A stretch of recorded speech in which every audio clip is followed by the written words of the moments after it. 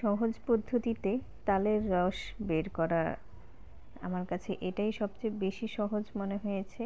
তালের রস বের করার একদম ক্রিমি ভাবে, একদম খুব সুন্দরভাবে বের করা যায়, পাতলা হয় না। তো আমি তালটা ধুয়ে নিয়েছি, সিলকাটা ছিলে নেব।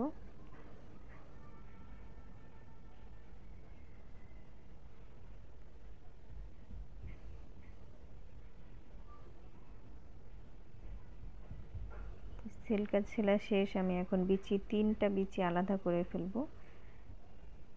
এটা একটু আর কি একটার সাথে আরেকটা বাড়ি দিয়ে একটু নরম করে নিতে হবে, বা আমি প্লেটের উপরেই আর কি একটু নরম করে নিচ্ছি,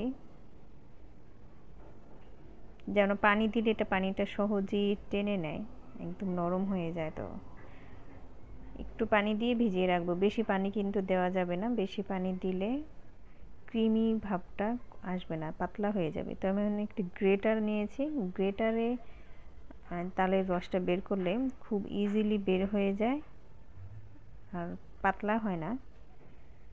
একটু ছোবা থেকে যাবে, বেশি থাকে না, সামান্য একটু থাকে, তবে পরে একটু চেলে নিলেই খুব ইজিভাবে করা যায়। তবে আমার কাছে এভাবেই সহজ মনে হয়েছে তালের রস বের করার।